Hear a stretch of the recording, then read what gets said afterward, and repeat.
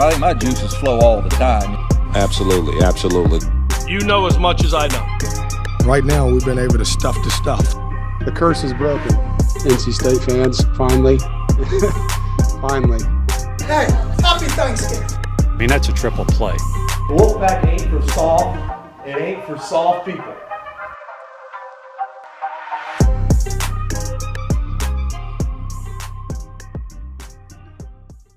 I hold this truth to be self-evident.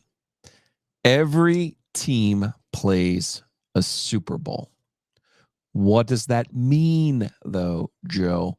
Welcome to Law of the Wolf. I'm your host, Joe Giglio. Appreciate you guys for checking me out. Thank you for joining me. We're going to have a conversation with Eric Mac Lain, ACC Network, ESPN, former Clemson Tiger, coming up here in just a little bit. But I want to expand upon my thoughts on what I consider to be a Super Bowl. This is not, as some people in this state look at and go, well, NC State plays good once a year and it's always against Carolina. No, that's not what that is. This is not ECU only cares about beating NC State. Not that.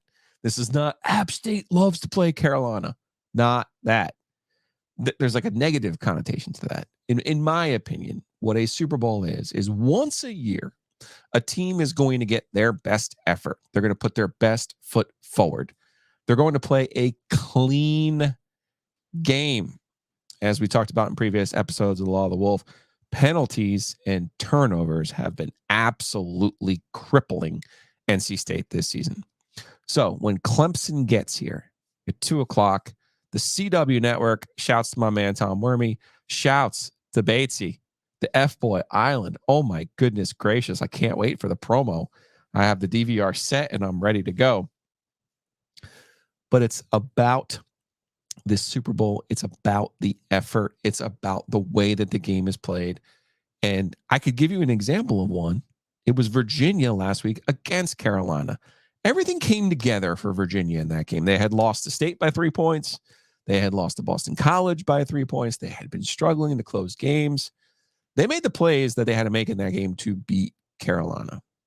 When you think about NC State and the way that they've played this season, Notre Dame, they get the ball back beginning in the fourth quarter with a chance to take a lead. They can't take advantage of the opportunity. Louisville, they have a chance to put Louisville away in the third quarter of that football game, turn the ball over. For all of the problems that NC State's had in this 4-3 start, and for all of my pessimism for what I've seen from the Wolfpack this year, they're actually not all that far off in terms of if you line things up and don't beat yourself and don't make mistakes, you at least can sleep at night knowing you put your best foot forward. You put your best effort into it. So when I say Super Bowl, that's actually what I mean. And you can go through the checklist. You got the penalties. You got the turnovers. You don't want to beat yourself. You don't want to have the busts on defense. The last time we saw NC State, they're losing to a Duke team that, quite frankly, had only completed 4 passes. 2 of them go for a touchdown. One's a big play down the field. It was a shot off of a blitz by State, and then there was a long run. It's the 3rd time this year we've seen a team pop a long run on NC State. Those are the kind of plays that you have to get rid of in order to give yourself the best chance to win a football game. And you want to be emotional at home. Difficult to open the year on the road. They go to UConn. I didn't think they're flat or anything, but it's not the same as being at home, being at night, and having the place juiced. I thought the Louisville crowd was slightly off in terms of the energy, in terms of what people were looking forward to. And part of that was the Notre Dame game. The Notre Dame game was the weather. So the stars are actually aligned here for NC State to have that emotional outpouring. And now the opponent matters too, in the sense that Clemson is a team that has now won 16 of its past 18 against NC State. Dave Doran's just 1-8 against the Tigers, although they did win their last home game against Clemson back in 2021 in overtime. So there has to be this idea also of who the opponent is and that there are some stakes. And for NC State, the stakes are not the ACC championship, although, technically not eliminated, but it's not about that. It's about, hey, what would happen if we played a clean game? What would happen if we cut down on the penalties? What would happen if we eliminate the turnovers? What would happen if we don't give up these big, long running plays? You put yourself in a position to win the football game. That's where the crowd comes in. That's where the energy from the crowd comes in. Home game, 2:00. I like that. One other part about this, and I think this matters too. Dave Doran said this in 2018 after NC State lost at home to Wake Forest. They go down. They beat a terrible Louisville team, but they beat the absolute snot out of them. Okay. And I said, why can you guys recover so well, but you can't handle it when people tell you how good you are? And he just said, that is human nature, that when people tell you how great you are, pumping up your tires, it's hard to handle. But when people doubt you, you want to show them that they're wrong. You want to prove to them that they're wrong. And I think that's the position that NC State is in after that 24-3 loss to Duke 2 weeks ago. I think they're in a position where you're going, okay, now is the time to respond. Now is the time. You obviously can't go into the portal right now. You're not going to add free agents. You're not going to make a trade. But you can change the way after a week off, after some time to look at it, reflect on those first 7 games. You can change the way that you present yourself. You can change those mistakes. You can fix those problems. At least you can. Doesn't mean you win the football game. Doesn't mean Will Shipley, who's got 24 family members who graduated from NC State, doesn't go out there and run for 200 yards. That's certainly in play. But what it means is you put your best foot forward. It means you give yourself the best chance to win a football game. And you do so because there are plenty of people now doubting you. So that is a good thing for NC State. And of course, all of our conversations here for the college football season are brought to you by Wings Over Raleigh, Wings Over Greenville, Wings Over Chapel Hill. Ryan Malley, his crew, they do an unbelievable job. I got to tell you guys, I tried a new flavor. You know me, I do not like to divert when it comes to my food options, but I did yesterday. I went for the West Texas Mesquite Rub. It's awesome.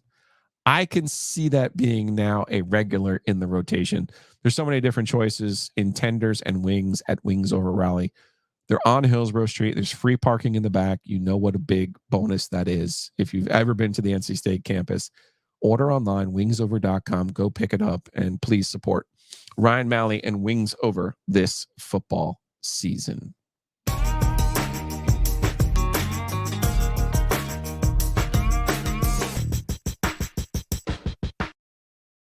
One thing before we get into predictions for this week's game, NC State, Clemson's 2:00 on the CW. Looking forward to this game. I'll be over at Carter Finley Stadium. Looking forward to the reasonable start because next week's game has been announced for Miami as an 8 p.m. start. You guys know that that's going to be way, way past my bedtime. Want to give credit to Dave Doran, which I thought was a good move. Last week, the messaging after the Duke loss was good in the post-game press conference. I think Monday's Zoom call also was a good moment for Dave Doran in this particular reason. After 7 games, you look at some of the penalties and you go, hey, how do we fix this? And how do we maybe improve our offensive line, which is kind of at the root of a lot of their problems on offense. So you'll see 2 new starters on the offensive front this week. Right tackle Jacarius Peak is a guy who had been playing a lot of tight end, actually, as an extra blocker. He's going to start at right tackle. And then we'll see Anthony Carter at left guard. That's going to also then move Tim McKay to right guard. So there's some new spots there with the 2 new starters. Notably, Derek Eason goes to the bench and Lyndon Cooper goes to the bench. Cooper, I thought, did a nice job filling in for Dylan McMahon at center, but had a really tough game against Duke in the 24-3 loss to the Blue Devils. So kudos from the Zoom call on Monday. Dave was asked about the decision to send Cooper to the bench, and I liked his answer here because it's in a way that you're saying, okay, we've had issues. This is what we've looked at. They released the depth chart, but it also doesn't mean like banish the kid to the portal or whatever else you might think of it. I like the way that he handled this. So let's listen to this clip from Dave Doran. This is Monday from his Zoom call. The body of work for not just him, but other guys. It's trying to give some guys an opportunity to compete that have shown that they deserve that opportunity as well. And fully expect Coop to compete his butt off and try to win his job back. And he might by the end of the week. You don't know that, but we're asked to put out a depth chart on Monday. We don't play till Saturday. And so, going off of a game where he had 3 penalties in the first half, getting guys in that are playing a little bit more without that, it's kind of the mindset there. And doesn't mean we're giving up on him at all. No, I mean, I'm excited to work with him every day and help him continue to get better. And he's gone in there and played really well at times for us, so you'll continue to see him out there, and he's the competitor that I know he is. So he'll compete super hard to win that job back. Again, I think it's important when Dave Doran has the right messaging moments that we highlight those. I think this was another one. It'll be interesting to see what happens with the offensive line this week with those new moving parts. We have a time for a prediction here, and then we'll get into our conversation with Eric Mac Lain. But first, if you're not following yet on the Law of the Wolf on Apple, Spotify, or the Googles, please, pretty please, with sugar on top, check us out there. Rate, follow, subscribe. 5 stars only. Positive vibes only, of course. And for our prediction this week, you just said, Joe, you got me all pumped up. You got me thinking State's going to play their Super Bowl. This is an important distinction. Not every team plays a Super Bowl, but not every team wins their Super Bowl. So here's my prediction for this week. I think this is going to be a low-scoring game. I think it could be a lot like the Louisville game, hopefully without so many penalties and turnovers. But I think Clemson gets this one. I'm going to take the Tigers 21-17. Clemson 21-17 is my prediction for this game. Hopefully, I am wrong. But before we get into our conversation with Eric Mac Lain from ESPN and the ACC Network, you know where you can't go wrong? If you go to myhtr.com. That's Hometown Realty's website. It's so simple, easy, and effective. I wish everything was this good. So go to myhtr.com. You're going to see a toggle right there in the middle of the screen, buy and sell. You realize more than 60% of their business is in new construction. If you're looking for a house, you got to have that inside scoop. You got to have your foot inside that door. Hometown Realty can help you find the best home for you, whether you're buying or you're selling. Go to myhtr.com, and the experience of their crew and just the knowledge of this market from Raleigh to the coast, you won't be disappointed. You really help yourself if you go to myhtr.com. Another way to help yourself is to check in with my friend Josh Goodson. Josh Goodson is with RTP Mortgage, rtpmortgage.com. You guys know that Josh, this market is difficult right now, but if anyone can help you, whether you're trying to qualify for a loan, whether you're just trying to know how much you can afford if you are in the market, whether you're looking at it going, hey, man, I really need a cash out refi right now, give Josh a call, 252-361-1415. It's 252-361-1415, or go to rtpmortgage.com. Josh is there to help. Sometimes you don't know what you don't know. And the best thing to do is ask an expert like Josh for help. You can give him a call. It's 252-361-1415, or check him out online. It's rtpmortgage.com. And now, you know we cannot finish these ads without talking about the OG. That's Hayes Lancaster Mosquito Authority, Pest Authority. Nobody does it better. Nobody. You got problems? You got bugs inside the house? Mosquito Authority. You got mice in the attic? Pest Authority. You got moisture under the house? Mosquito Authority, Pest Authority.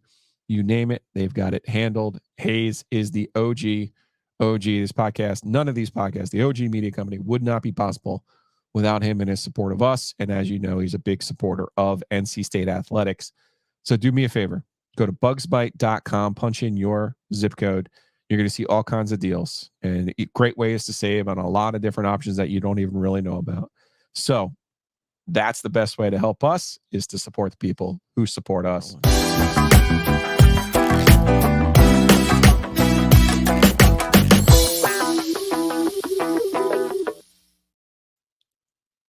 Now on the Heister Automotive Group hotline is Eric Mac Lain, ACC Network, ESPN, former Clemson Tiger. More importantly, from Gramlich and Mac Lain. You can watch them on the YouTubes as well, Gramlich and Mac Lain, or you listen to them on Apple, Spotify, the Googles, you name it. Do what I did. Follow them, subscribe, and 5 stars only, positive vibes only, because for this battle of 4 and 3 teams, Big Mouth, I am searching to find the positive vibes. What says you of what this game looks like between the Wolfpack and the Tigers. Here's the deal. Here's the positive vibes is I get to come on this show and hang out with you. That's the positive vibes. I'm excited about that. And both these teams are playing so well. It's on the CW network. So we're excited, man. The first time I didn't think that happened for Clemson. And here we are. We get ref cams and pylon cams. It's awesome, man. So I'm excited for all that, all the angles.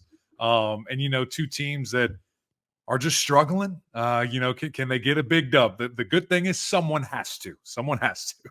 All right. So on the OG proper, I have said all along that NC State and the Carolina Panthers are living parallel lives in the sense that I appreciated the moves they tried to make in the offseason to get better. They just haven't worked out. I look at Clemson in a similar sense in that I thought the offense had been a problem. I thought DJ Uiagalelei's kind of path had been strewn out. His chances were, I thought it was a good idea to go in a different direction. I thought it was a good idea to go and get Garrett Riley from TCU. My gosh, I thought that was the hire of the offseason. I was ready to see fireworks. So I can't hit the rewind button and be like, man, I told you Clemson was going to stink, because I agreed with what they tried to do. So I want to lump the Tigers into that NC State and Carolina Panthers grouping of teams that I thought in the offseason made smart decisions to try to make themselves better, but it just hasn't worked out. Offensively, what have you seen from Garrett Riley, their new offensive coordinator, their new play caller? In your opinion, as obviously someone who played there and obviously someone who follows it so closely and actually knows what the offense was back to Chad Morris and right. What did it become? How is it the same and kind of how is it different? Yeah, I think it is interesting because it's still a ongoing evolution, right? I think that first week against Duke, man, it was like nightmares. You can go look at my Twitter and I'm just like, what's up with all the side to side plays? Yeah. What's up with all the screens? I thought that was done. I thought that wasn't going to be a piece of this thing, and it was brutal. And I think a lot of Clemson fans were like slipping into this dark place, like, oh my gosh, we got so excited that we thought we were moving on from this, and here we are right back in it. So, and then, you saw it change, and you saw the ball get pushed down the field, and you got a little excited, and Shipley's being used in a couple of different ways and as a receiver, and certainly the run game is slightly different. And then Wake Forest happens, and you're just like, what are we doing? Like, where did the last 3 weeks go? Because that was one of the worst games that I've quite frankly seen. Then you got a bye week, and you're like, okay, maybe this is a good time. Maybe they were looking forward to it. And then they have 5 rushing yards in the fourth quarter against Miami and lose a game up 10 going into that quarter.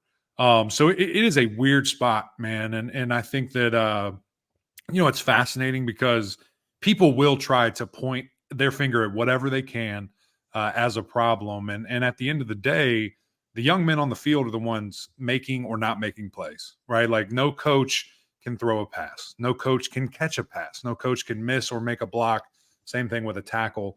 Your guys have to perform. Your guys have to, do the things asked of them and execute the things asked, not go off the beaten path and do whatever they want.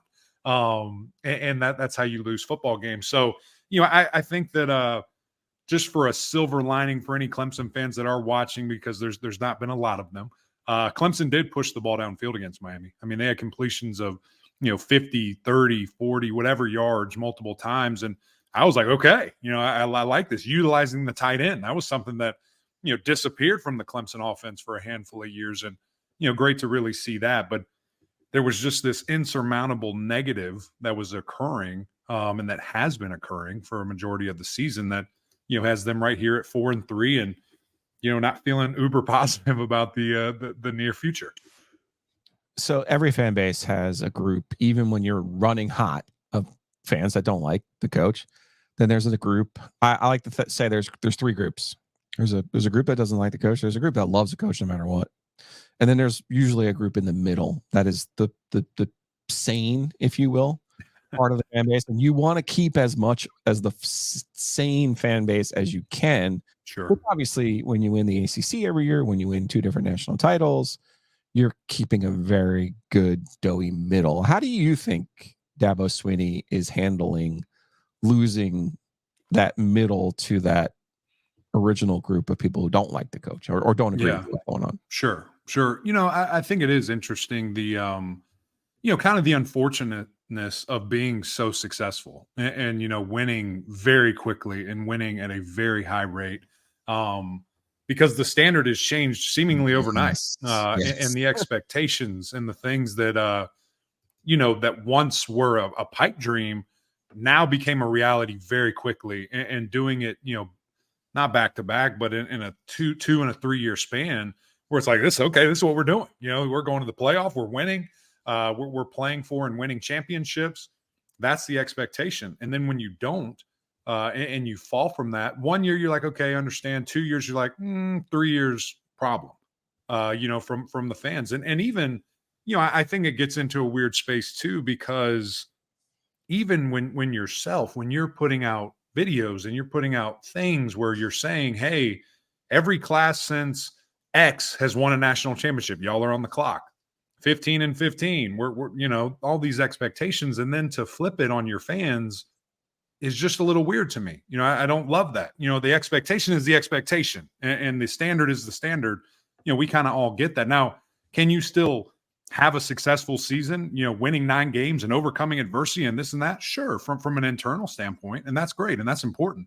But don't tell me that some fan that had aspirations to go to Charlotte and to go to wherever the Natty is can't be disappointed. It just is what it is. And I think that it's an unfortunate byproduct of having so much success, and that's square where Clemson is. So, I think at the end of the day, like you said, you're going to have those folks. You try to keep the middle as much as you can, but everything can be solved by winning. They win every game out from here on out. No one cares. And you're looking at the next season and you're really excited. So Coach Rick has told me that many times, but winning solves everything. They made the quarterback switch at basically at the end of last year. DJ Uiagalelei ends up transferring to Oregon State, and Cade Klubnik, steps in. And I think I had thoughts, like a lot of people, that I thought he would be better than DJU, but I didn't know if he would be in the class of Deshaun Watson and Trevor Lawrence. And I think right. As someone who has followed NC State sports for 30 years now, when you say the standard, like the fan base has a standard, right? Like you saw Phillip Rivers, you saw Russell Wilson. You're like, hey, I know what an NFL quarterback looks like. I know what a program changing quarterback looks like. And then when there's not one of those, you kind of scratch your head a little bit and you go, okay, well, the next guy will be it. The next guy will be it. Where do you think Cade Klubnik is in his first full year as a starter and really still a young player? Yeah. I think that, I think that it is very unfair where we are as a society for any quarterback, right? Because it is a position that so much is expected from, especially young guys, man. Like, if MJ would have been the full guy, everybody will come in and win as a freshman. Exactly. What everybody does, right? Exactly. These young guys come in, and if they're put in a situation where they have to play early and you might not be ready, it is the most difficult position in all of sports, not just all of. I mean, the amount of responsibility that is placed on that position, from knowing protections, understanding what the defense is doing, adjusting those protections, route tree, blocking, running, all these different things. And not just your position, like everybody. You have to know every position, not just have one position memorized. And so, we have this expectation. Oh, that's a 5-star. Oh, that's a number 1 player. Instant success. He's going to be the guy, seamless transition. And that's just, it's not the case. There is a process that has to be gone through. There is a learning curve that must be had. And even myself, I mean, I'm one of the parts of the problem, putting this expectation out there that this guy's going to be amazing right from Jump Street. And it's rare to have that. It's rare to have that instant success where there aren't growing pains, that there's not a learning curve. And so I think where Cade Klubnik is right now is still a super young player and a guy that has made a bunch of mistakes, that will also have those plays that you're just like, oof, I don't know if there's 5 other people in the country that can make that throw. I don't know if anybody else would have saw that, how he saw it, and makes these big time plays. But the point is, how can I get the bad over here where I see less and less of that? And I think that certainly a ways to go, but has all the tools. I think he needs to get a little bit bigger. think the game needs to still slow down a bit for him, and understand that at the end of the day, this isn't high school. Like you are not going to be faster than most people you probably play against from a skill player standpoint, defensive backs, outside linebackers. You can't just outrun these guys. I mean, the way that you saw that kind of last play unfold, for him to think that he can get that corner, not only with an outside linebacker, but a safety as well, to me is just like, you're not in the same reality as everybody else on that field. Like you're not doing that. You're not that type of player. And you were in high school, understandably so. I get it. But he's got a lot to learn. And again, ceiling, I still think super high. Again, is he a first overall pick? Probably not. Can he be a first round pick? Maybe so. But I think a lot to learn and a lot to just understand about the game of football that, you hope to see it, and hopefully his better days are still way in front of him. Eric Mac Lain, ACC Network, ESPN, former Tiger. Catch him on Gramlich and McLean on the podcasts, wherever you get your podcasts. Also on their YouTube channel, which is very nice. Although, as I was texting you before, the cartoon with your hair, I'm slightly confused. Listen, man, it's an alternate reality, okay? My cartoon can have whatever. It also has massive, 24-inch arms. I don't have that anymore either. Okay. You still kick my ass. We all know this. But no, check them out on all of those. I have one more Clemson question for you, then I would like to take a break and then ask you some NC State questions. So I remember when Dabo Swinney gets the job, I was there the Thursday night game where Clemson lost to Wake Forest. He gets promoted and kind of had a nice finish to that year, won some games that were important, and then muddled through a season, then hired Chad Morris. And I thought, okay, that was a great hire. That was a good move. Yeah. Solve some of the problems on offense. Brings in Brent Venables. And I thought, again, it's a really good hire. And I thought it really shaped, even when Morris left to become a head coach, I thought the offense was set. And then Venables, to me, perfectly honest with you, felt like the guy on game day who was like the head coach of Clemson football. Right. Like he felt like he was the hands-on, and maybe it was just defense. I don't know. If Clemson fans get mad at me when I point out that he had like a purple shirt on and everybody else didn't, because because the players are looking for him. That's why. But maybe we'll tackle that another day. Do you think they miss Brent Venables? You think Clemson football misses Brent Venables? Sure. Yeah. I mean, I think he's one of, if not the best D coordinator ever. I mean, I don't know how you couldn't. And I do think what you just said there about, being, I don't know if he had that title or what, but the way I looked at it was kind of like an associate head coach, kind of a number two, to where you never had to look at anything defensively if you didn't want to. I mean, that was handled. That was fine. And again, whether coach would go to any of the meetings, sit in any of the meetings, whatever. I mean, he didn't come to the offensive line room unless something was really wrong, right? Like it was bad if he was in there. You didn't want him there. That maybe happened one time and it was not ideal. But I know for a fact that he didn't have to even look down that hallway because of a guy like that. And now not being being a good leader, not being in the meeting rooms. That's being a good leader and a good head coach, by the way. Hiring good people and trusting them to do their job. So I don't make that comment as a knock towards Dabo. I make it just the guy was Venables just seemed like a really important cog to what they were doing. For sure. But I will kind of, what I have seen on TV, what I do get to see if, we're there is it does feel like coaches having to go to every huddle, every meeting, everything that I see on the field. And that's tough. That's hard. I mean, because number one, you want your coaches to be able to do those things. Not saying they can, again, and I'm not in meetings, don't know. I'm just telling you what I see, and I don't remember seeing that before, with different things happening. So to say we wouldn't miss a guy like that is that would be crazy talk. Yeah, that'd be crazy. All right, let's take a quick break. We'll come right back. We'll talk a little bit about NC State. It's NC State, Clemson, Saturday, 2:00. You guys are listening to The Law of the Wolf. We'll be right back. Housekeeping. I'm driving down to Charlotte tomorrow for the ACC Media kickoff for the basketball season. And I need some people rooting for me to make sure I avoid any legal issues after some traffic violations here in the last few months. I'm going to do my best to stay out of trouble. But of course, if I get any more, I can just do what I did last time. Check out Josh Whitaker and Joe Hamer. It's wh.lawyer. That's wh.lawyer.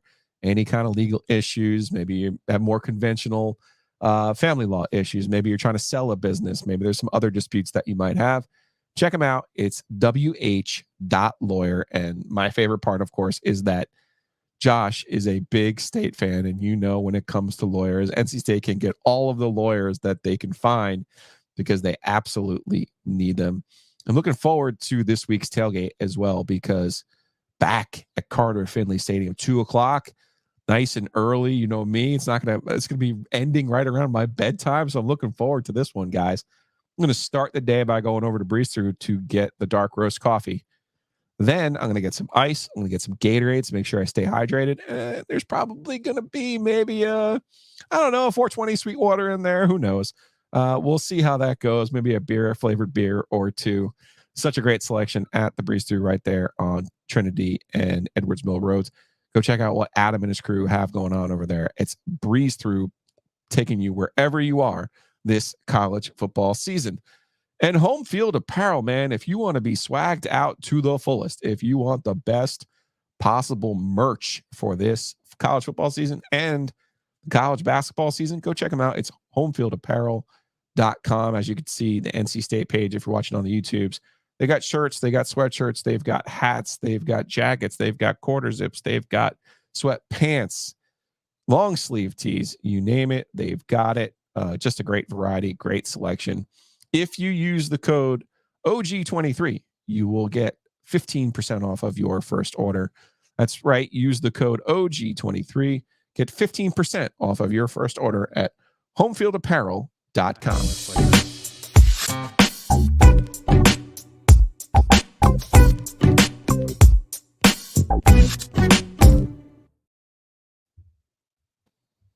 Did you know, Eric Mac Lain, when you were at Clemson, that this game is the Textile Bowl? I did. I didn't know. You did? I did. Oh, did we have a trophy? I don't know if we had a there trophy. Is a trophy, yes. What would yes. we exchange back then?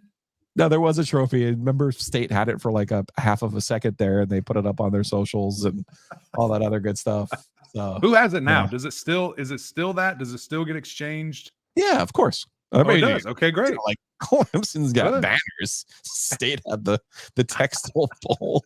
I think it is like this wooden thing with plaque panels and whatnot. Well, good for you that you knew it was the Textile Bowl. Yeah. Clemson's won this game 16 of 18 times. Dave Doran is 1-8 against the Tigers, and Dabo there for all of those. So my question for you, because you are a little bit of if I made you rank your favorite ACC teams after your alma mater, I feel like NC State would be pretty high on that list. Do you think Clemson thinks about NC State? Like, is this a game that they think about and go, okay, let's make sure, little brother, let's make sure the old Atlantic Division hierarchy that everyone understands. Like I thought last year's game was a real, these are still our corners kind of game. Sure. I don't think, maybe not as the little brother thing, but I think what you come to realize when you play a team like this, being NC State, and a team that you used to see every year and hopefully still will, is that it's hard-nosed, it's blue-collar. They're going to hit you. You've got to hit them, and it's going to be a grind. I mean, that was always a game when I was playing that I knew the defensive line was going to be salty, linebackers were going to be nuts, and just guys were flying around the ball, and you had to be ready. It wasn't one of those wherever throw out the record book type deals, because it was going to be a brutal game, and especially if we would go there. I tell people all the time about Carter Finley when people ask, what's the hardest place that you played? That's up there for me. That's one, because the fans are insane. They love their football. And really the way that the stadium's laid out, I played a state championship there as well in high school. Like, it's right there on top of you. There's parts of it, that wall is kind of, it feels like they're just on top of you coming down. And all the upgrades that they've made, I know that that's a fantastic thing. So shout out for the Tigers. It's at 2:00. They don't get to see any of that with the lights and the crazy scoreboard, all that. But yeah, I think it's certainly a game that you always pay attention to, no question. All right, State's 4-3 on the season.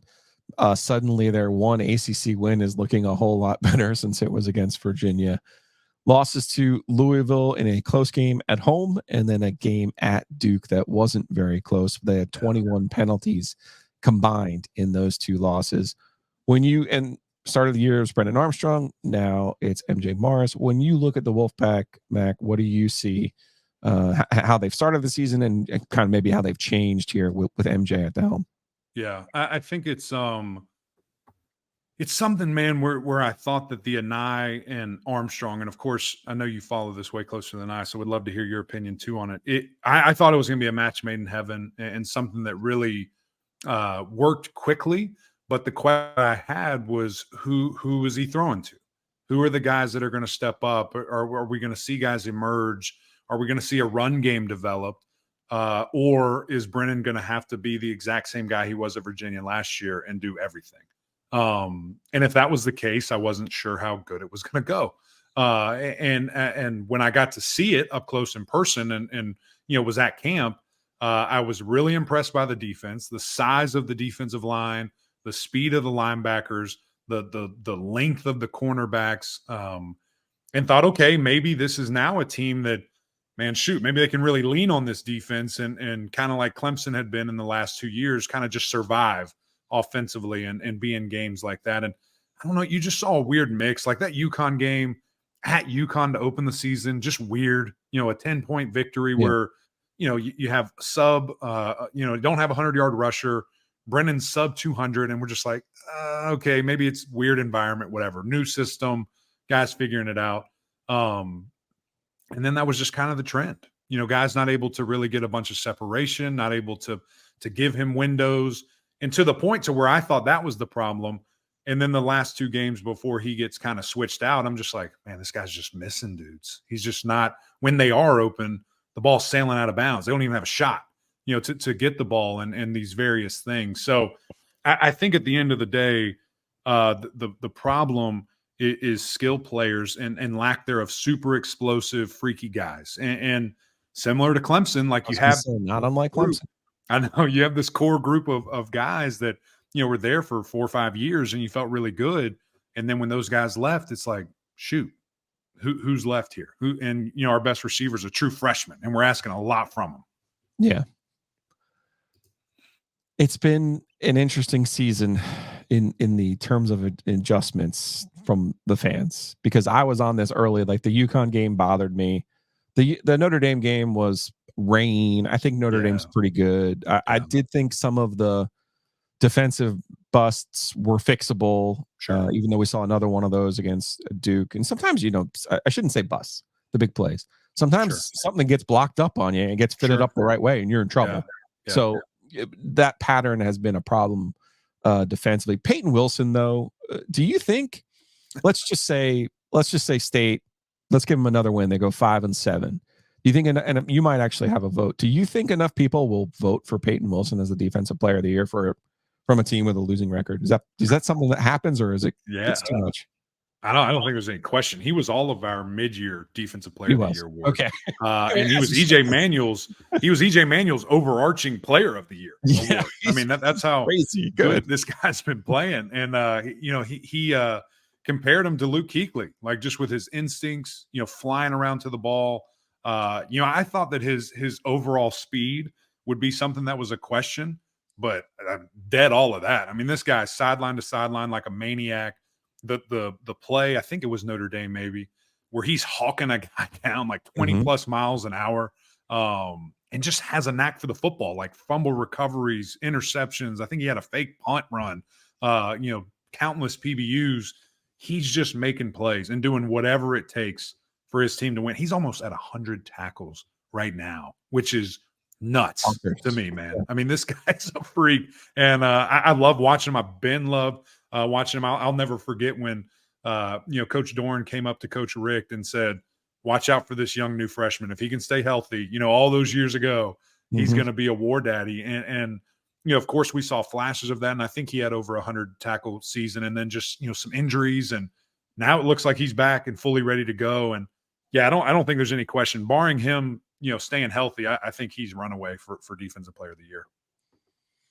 I don't know if you make predictions. This is not one of your games. Maybe you give me a key to this one. Klemp is a 10-point favorite, and the total is 44. I could see this thing being a pure rock fight, a lot like the Louisville game. Yeah, just where nobody can move the ball, and that would be disgusting. I don't want to see that, but we might. I mean, with two defenses like you have here, and struggling offenses that see things differently than you and I do from time to time. It's hard for me not to pick Clemson and not think that they are going to figure something out. Yeah.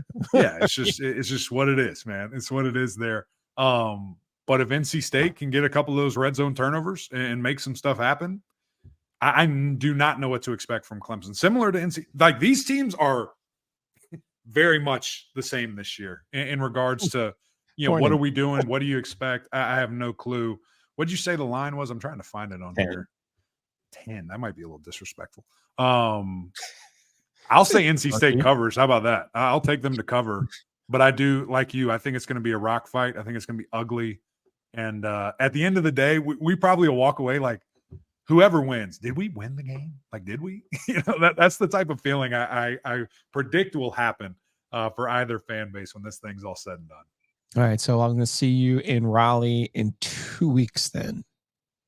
8 o'clock, ACC Network, NC State, Miami. Make sure you stop by the tailgate in the RV lot. You come see us. Steve Young will be absolutely. He'll be pumped if you come on over. He's there on Friday nights as well. So depending on when you get in town, you let me know. We'll get you over there. We'll get you something. We can make it happen.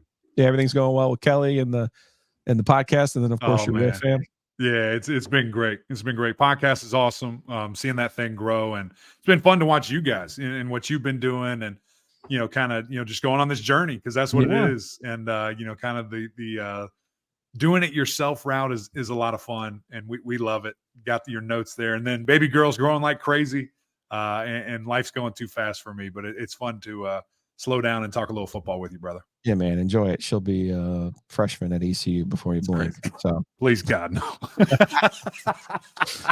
Eric Mac Lain, ACC Network, ESPN. Gramlich and Mac Lain is the podcast. Check them out on the YouTubes. Big Mac, thank you, man, and see you next week when you're here in Raleigh. Appreciate you. Wolfpack ain't for soft. It ain't for soft people.